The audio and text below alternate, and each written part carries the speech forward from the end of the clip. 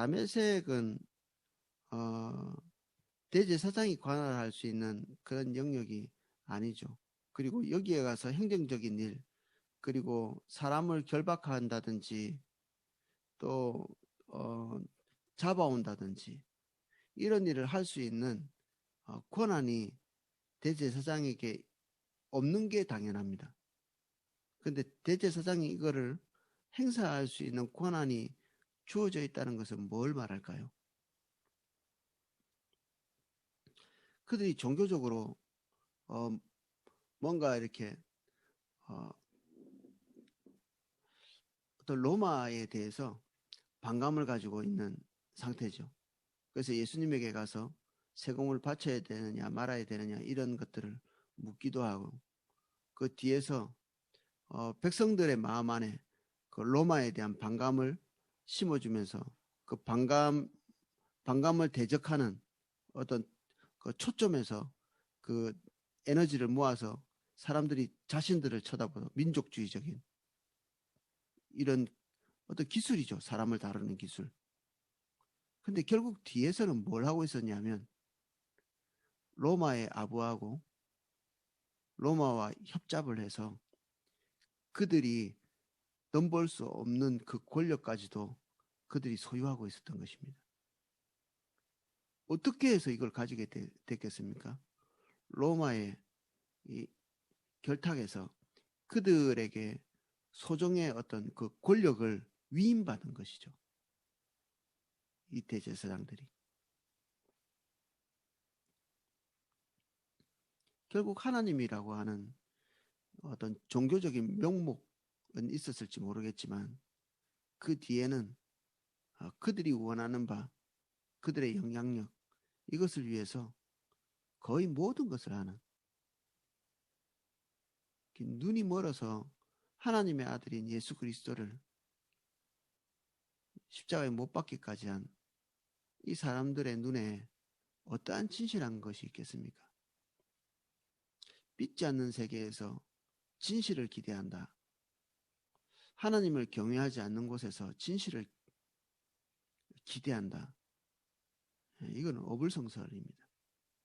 뭐하러 그렇게 하겠습니까?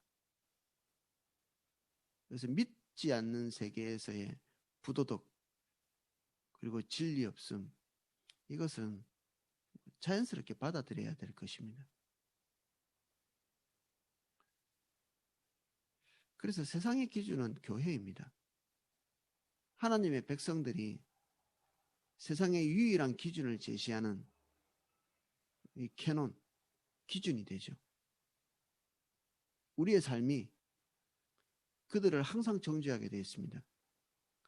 그들이 가고 있는 길과 다른 길로 가고 있는 우리의 모습이 그들 마음속에 죄책감을 불러일으키고 그리고 그들이 마음대로 육신적으로 살아가는 그 방향성에 대해서 우리가 말 한마디 하지 않는다 할지라도 우리의 경건한 삶이 그들을 강력하게 정죄하는 것이죠.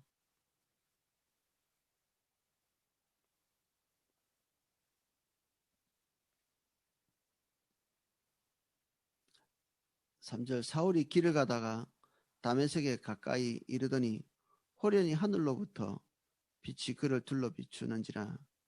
이 가장 그 믿지 않는 세력의 핵심적인 행동 대장 같은 이 바울, 이 바울에게 예수님께서 찾아가시죠. 그래서 이 모든 일의 주도권자가 누구냐? 땅에 엎드러져 들으며 소리가 있어 이르되 사울아 사울아 내가 어찌하여 나를 박해하느냐 하시거늘. 지금 예수님께서 성령으로 오셔서 말씀하고 계신 이것이 지금 우리에게 보여야 합니다. 지금 박해를 당하고 있는 것은 예수 그리스도의 제자들이죠. 그런데 예수님께서 제자들의 고통과 본인의 고통을 같은 것으로 여기고 계시죠. 우리가 세상을 살면서 받는 그리스도인으로서의 비난, 그 고통, 그 질책, 이 모든 것은 다 예수 그리스도를 향한 질책이고 비난이고 고통이고 이게 일치되는 것입니다. 예수님께서 그렇게 여기고 계시는 거죠.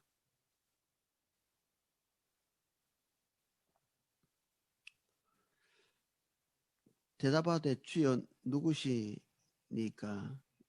이르되 나는 내가 박해하는 예수라. 사울이 이때는 사울이죠. 사울이 주연이시니까 퀴리오스 주인 이렇게 불렀는데 예수 그리스도가 누구신지 몰랐던 거죠. 하나님이 누구신지 인지하지 못한 것입니다. 보십시오. 하나님에 대한 지식이 많았던 바울이고 사울이고 구약 성경에 대해서 통달하고 있는 사람인데 종교적인 열심이 누구보다도 뛰어났던 사람인데 인격체이신 하나님과 대면한 적이 단 한 번도 없었던 것입니다. 도대체 그가 누구신지 감지하지 못한 하나님을 직면하고 났는데 도대체 이 말로 형용할 수 없는 어떤 존재, 모든 그리스도인들이 지금 만나고 있고 인격적인 교제를 하고 있는 이분과 딱 대면했는데 누구인지를 알아보지 못하는 거죠. 지금까지 자기가 알고 있었던 신의 존재, 그가 이해하고 있었던 교리, 이 정확한 교리들이 하나님을 말하지 못한 거죠. 그래서 정확한 교리, 성경적인 지식, 그리고 비슷한 어떤 종교적인 행태, 이런 것들이 하나님을 아는 것은 아닙니다. 하나님은 어떻게 아느냐? 결국 주님을 만나기 전에는 하나님을 알지 못합니다. 자기 자신이 하나님을 직면하고 대면하기 전까지는 주님을 만나지 못하죠. 주의 길을 가는 사람과 주의 길을 가지 못하는 사람은 한 공동체 안에서도 영원히 만나지 못합니다. 주의 길을 가고 있는 사람을 좋아하고 지지하고 따라갈지 모르지만 어느 시점에서는 갈라지고 부딪히고 이렇게 될 수밖에 없죠. 인격체 대신 주님께서 말씀하시는 것을 듣고 움직이는 사람, 그리고 그 사람을 따라가는 사람, 차이점이 있습니다.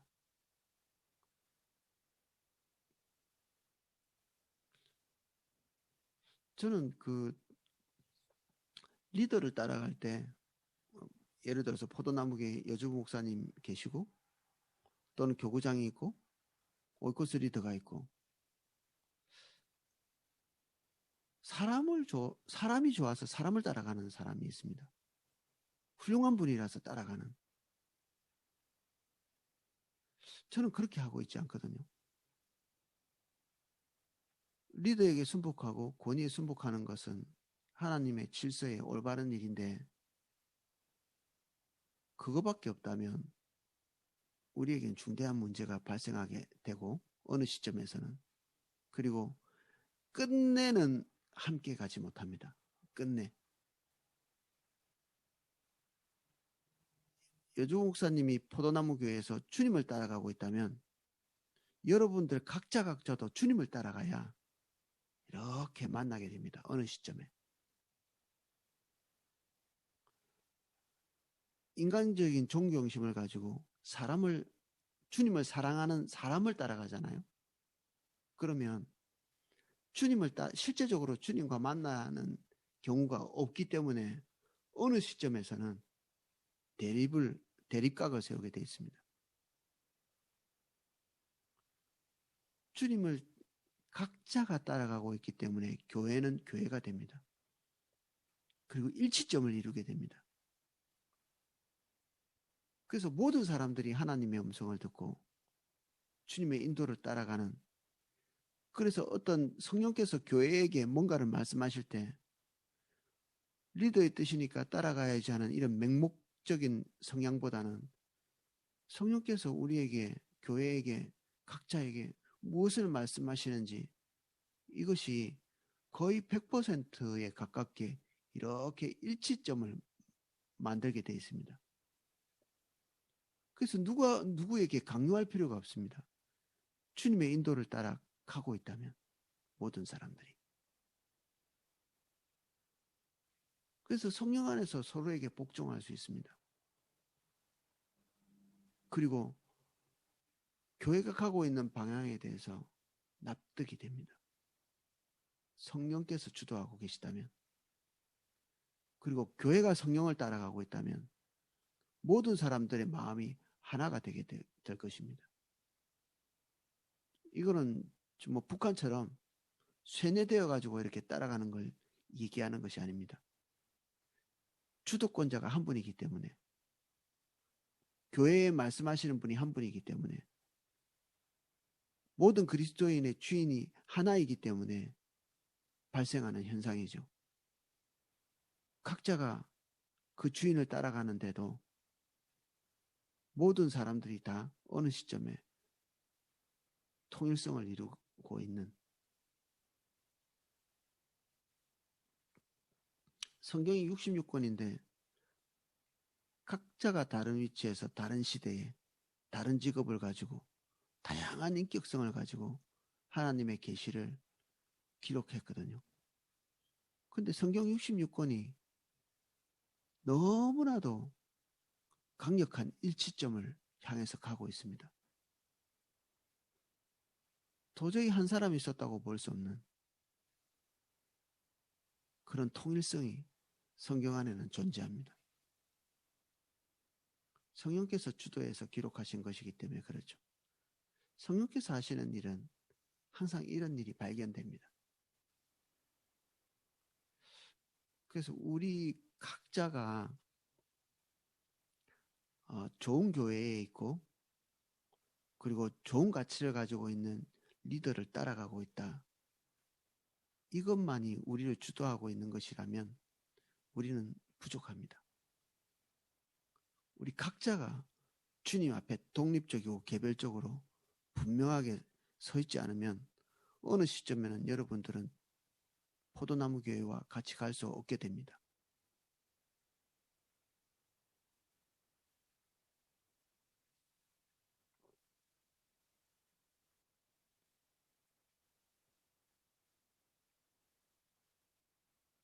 예수님께서 바울을 찾아오셔서 그 박해를 중단하게 하십니다. 가장 격렬한 박해자의 모습이 꺾이는 순간입니다. 그래서 저는 우리 그리스도인들이 기독교를 박해하고 비난하고, 그리고 하나님의 뜻에 적극적인 대립을 하고 있는 법을 만드는 그러한 사람들, 그 사람들의 회심을 위해서 기도하면 좋겠습니다. 뭐 우리가 그 사람들에 대해서 지옥에 나가라고 이렇게 욕할 수는 없잖아요. 하나님께서 그들에게 찾아가 주셔서 그들을 대면해 주시고 만나 주시도록, 결국 모든 그리스도인들은 어떻게 그리스도인이 되나요? 설득에 의해서인가요? 아닙니다. 그들이 직접 주님을 대면할 때 그리스도인이 되는 것입니다. 우리 중에 주님을 대면하신 적이 없는 분이라면 그리스도인이 완전히 되신 분이 아니라고 볼 수 있습니다. 주님을 대면하셔야 그리스도인이 됩니다.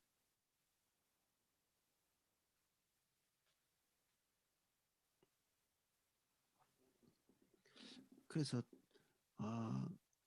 이런 일들은 오늘날에도 일어날 수 있고, 주님은 대적자의 마음에도 들어가서 말씀하실 수 있습니다. 그래서 지금 현재 대한민국의 가장 큰 대적자가 누구냐? 그와 육신적인 싸움을 싸울 건가? 이 어리석은 일이죠. 그를 위해 기도해야 됩니다. 특별히 회심하기 위해서.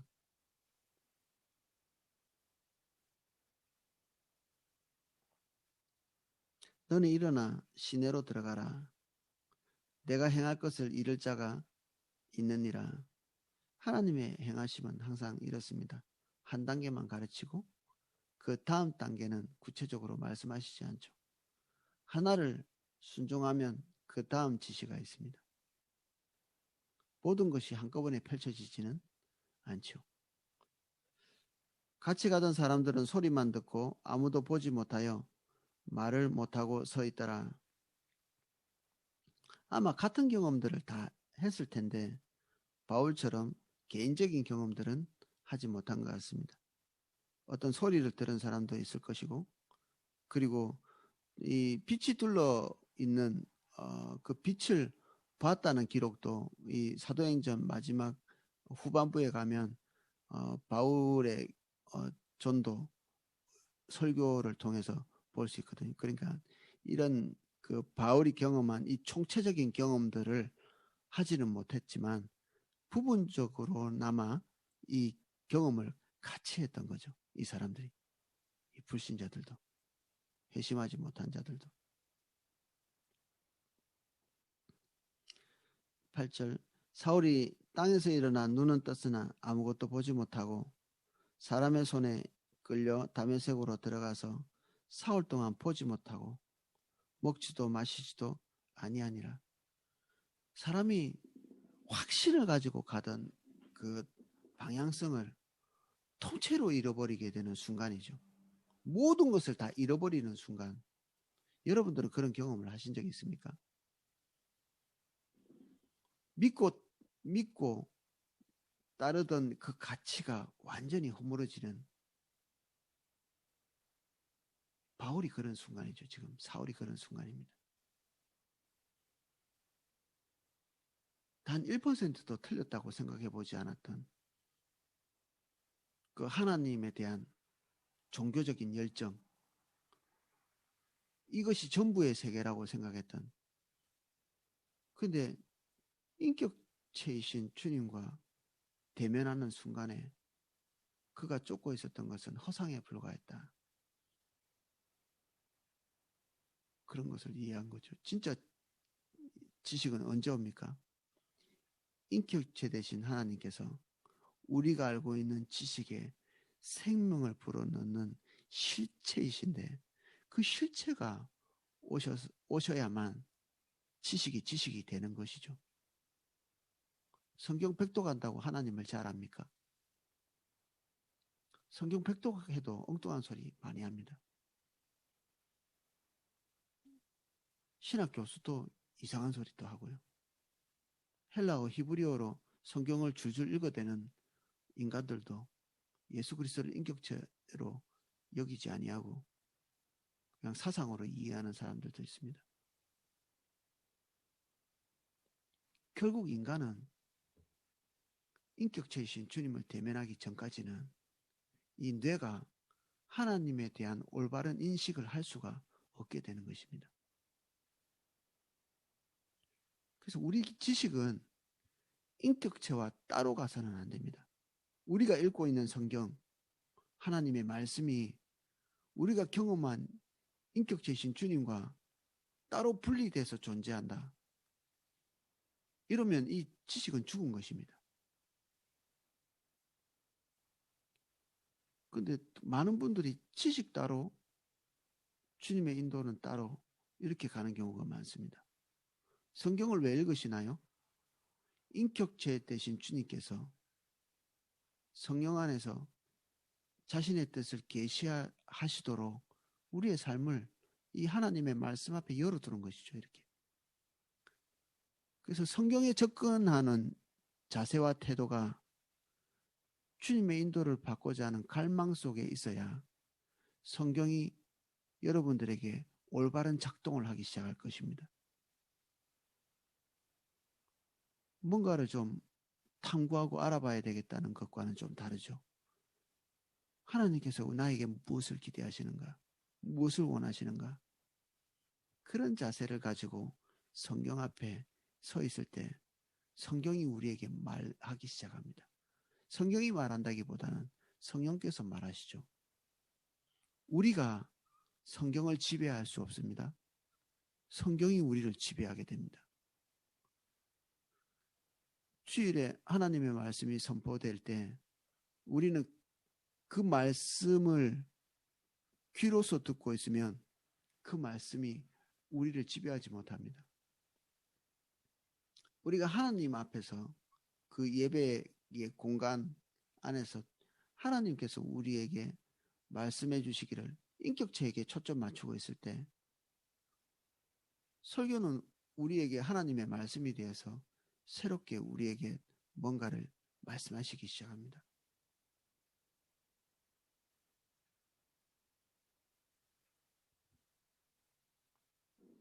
그래서 레마가 되는 거죠.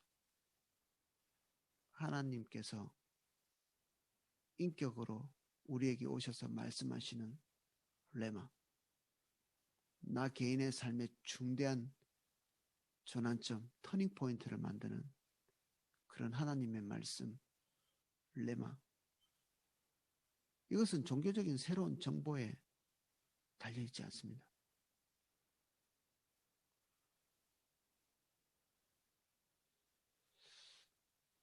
그래서 지금 그 코로나 시대가 되면서 어떤 분들은 급속하게 주님의 인도를 따라가지 못하고 종교적인 그 오류에 깊이 빠지시는 분들이 있습니다.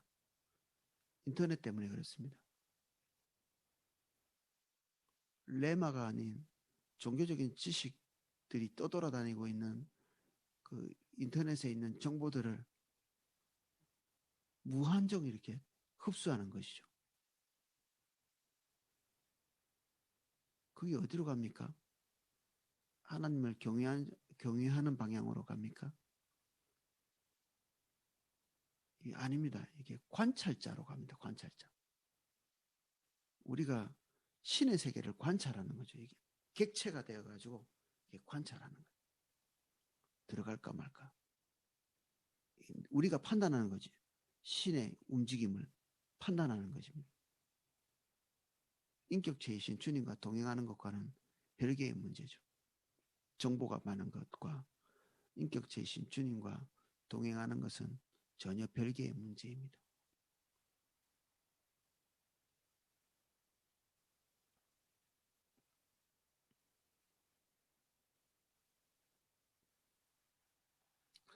식음을 전폐했다는 것은 사도 바울의 삶에 중대한 충격이 왔다는 것을 말하고요. 10절 그때 다메섹에 아나니아라는 제자가 있더니 주께서 환상 중에 불러 이르되 아나니아야 하시거늘 대답하되 주여 내가 여기 있나이다. 주께서 이르시되 일어나 직가라. 이 말 그대로 직가. 똑바른 길이라는 뜻입니다. 이렇게 신장로처럼 쭉 이렇게 꺾어지지 않은 길. 큰 어떤 대로 이런 것들을 말하는 거죠. 그래서 길의 이름을 직가라고 붙였습니다. 스트레이트 스트리트. 직가라 하는 거리로 가서 유다의 집에서 다섯 사람 사울이라는 사람을 찾으라. 그가 기도하는 중이다. 그가 아나니아라는 사람이 들어와서 자기에게 안수하여 다시 보게 하는 것을 보았느니라 하시거늘 아나니아가 대답하여 주여 이 사람에 대하여 내가 여러 사람에게 듣사온즉 그가 예루살렘에서 주의 성도에게 적지 않은 해를 끼쳤다 하더니 여기서도 주의 이름을 부르는 모든 사람을 결박할 권한을 대제사장에서 에게서 받았나이다 하거늘 주께서 이르시되 가라 이 사람은 내 이름을 이방인과 임금들과 이스라엘 자손들에게 전하기 위하여 택한 나의 그릇이라. 우리는 신실한 하나님의 사람들에게 종교적인 정보 그리고 우리 환경 속에서 펼쳐져 있는 그 상황을 인식할 수 있는 정보를 이렇게 듣습니다. 그걸로 판단하죠. 그러면 그것이 틀렸느냐? 아닙니다. 안 틀렸습니다.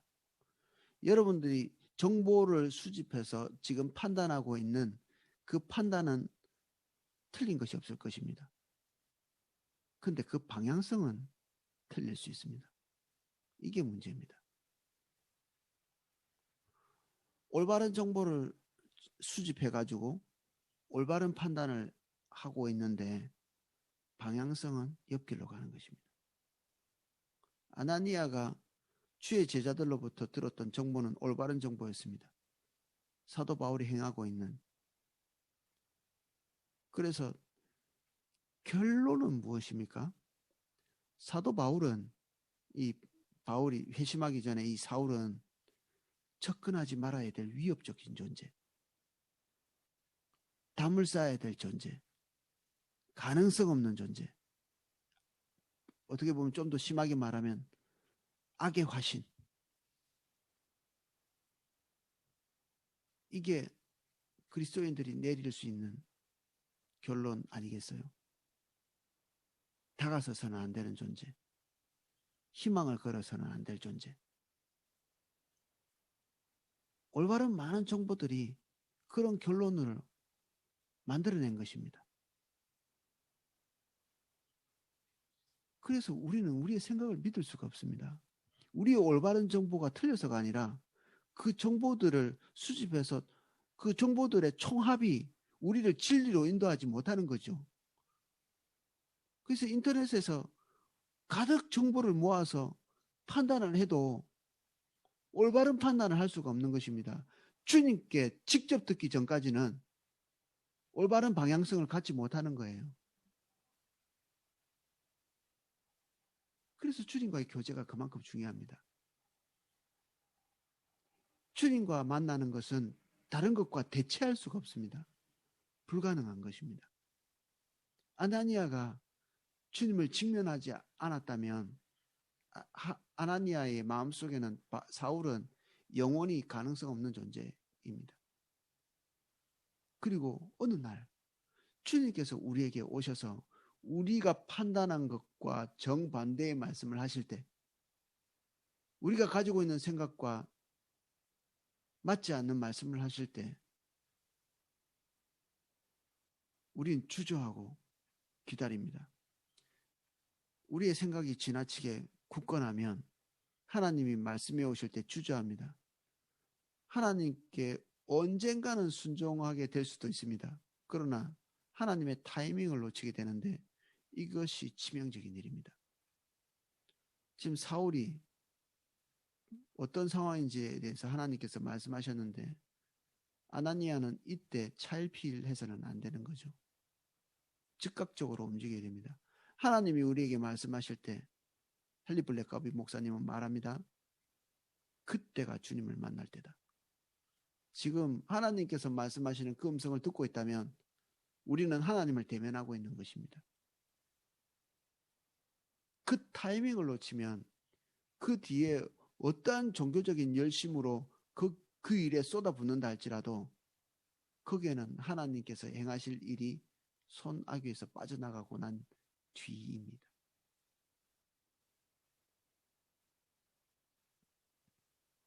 타이밍, 이거를 우리 신앙생활 하는 사람들은 카이로스라고 하죠.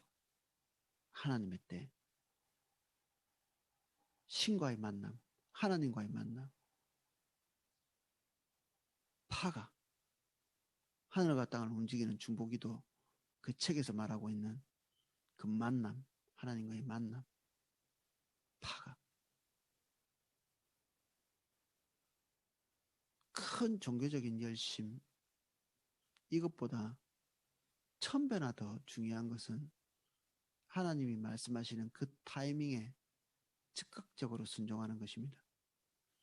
한 번 놓치고 두 번 놓치면 그 뒤에 그것을 만회할 것이 없습니다. 영원히 우리 손에 안 잡힐 수도 있습니다. 그것은 하나님의 주권에 속해 있는 것이기 때문에 오늘 우리에게 하나님께서 말씀하시는 것을 심상하게 흘려보내면 그 뒤에 똑같은 하나님의 기회가 올지 안 올지 우리는 기약할 수 없습니다. 그래서 하나님께서 여러분들을 충동하고 계시고 하나님께서 여러분들에게 뭔가를 부담감을 주고 계시다면 절대로 놓쳐서는 안 됩니다.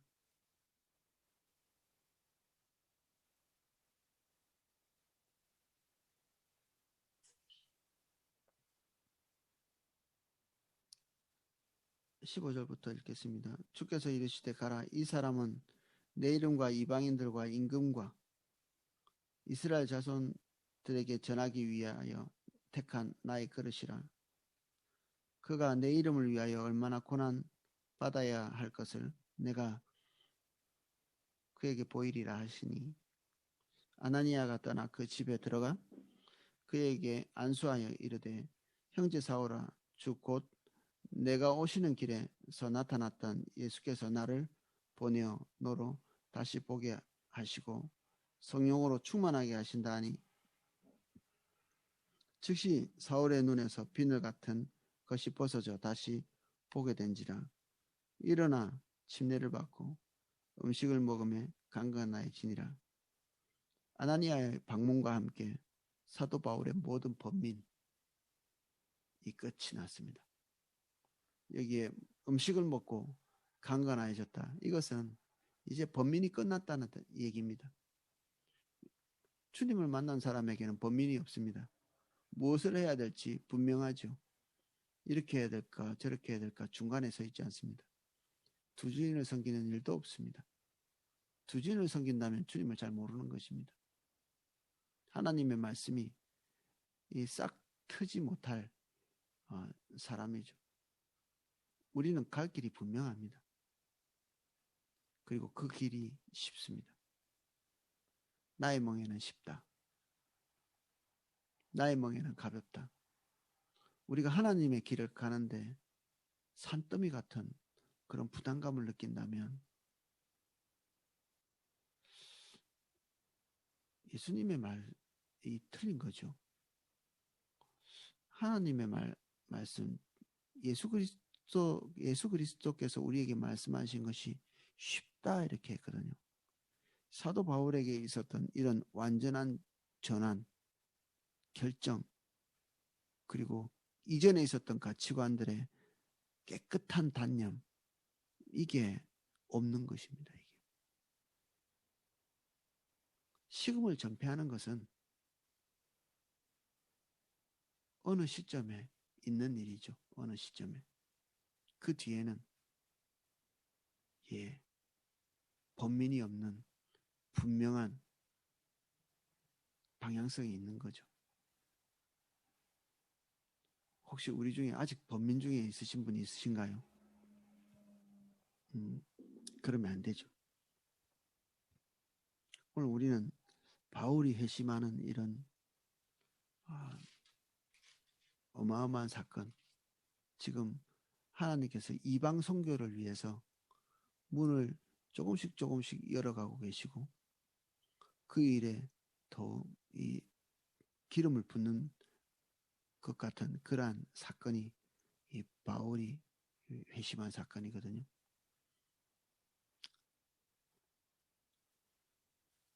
어쩌면 우리도 바울에게 많은 빚을 지고 있는 사람들이죠. 바울을 찾아오신 예수님께서 오늘 아침에 저와 여러분들을 찾아오셔서 말씀하시고 그리고 결정하게 하시고 분명하게 하시기를 예수 그리스도 이름으로 축복합니다. 기도하겠습니다. 주님,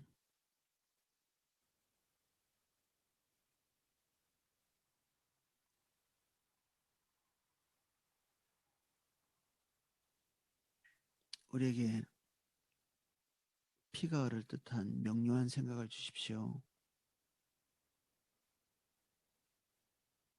얼버무린 진리, 정보의 종합에 불과한 그런 진리가 아니라 주님께서 오셔서 직접 우리에게 증명하시고 말씀하시고 제시하시는 그 살아있는 그 지식을 우리에게 주옵소서. 더 이상 번민도 번뇌도 없는 분명한 길을 가게 하시고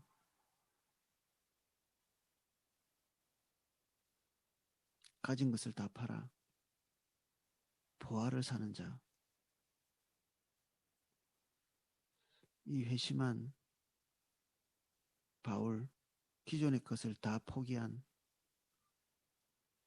그의 전부였을지 모르지만 지금 이 순간에 그의 전부였던 것이 배설물이 되는 순간 그에게 모든 번민이 끝이 났습니다. 우리가 소중히 여기는 모든 가치도 우리가 주님을 대면하는 그 자리에서 배설물 되기를 원합니다. 주님 우리를 확실하게 해주십시오. 우리 가는 길이 확실하게 해주세요. 사울이 바울 된 것 같이 우리가 완전한 하나님의 사람으로 이 아침에 거듭날 수 있도록 은혜를 주옵소서. 우리 삼사교구 성도님들 한 분 한 분을 예수님 이름으로 축복합니다. 바울같이 회심하고 바울같이 전환하고 바울같이 주님 따라갈 수 있도록 은혜를 주옵소서. 아나니아와 같이 하나님의 타이밍을 놓치지 않고 우리의 생각과 주님의 생각이 대립할 때 주님의 생각을 선택할 수 있도록 인도해 주시옵소서. 이제는 주 예수 그리스도의 은혜와 성부 하나님의 사랑과 성령님의 감화 감동 은혜 주시는 그 은혜가 여기에서 하나님의 길을 따라가기를 간절히 구하고 주님을 대면하기를 원하는, 그래서 바울과 바나바에게 역사하신 그 성령의 인도를 따라 우리도 가기를 원하는 모든 성도님들, 그리고 그렇게 결단하는 한 분 한 분들, 삶과 머리 위에 삶 위에 그 은혜가 넘치게 기름 부어지기를 축원하옵나이다.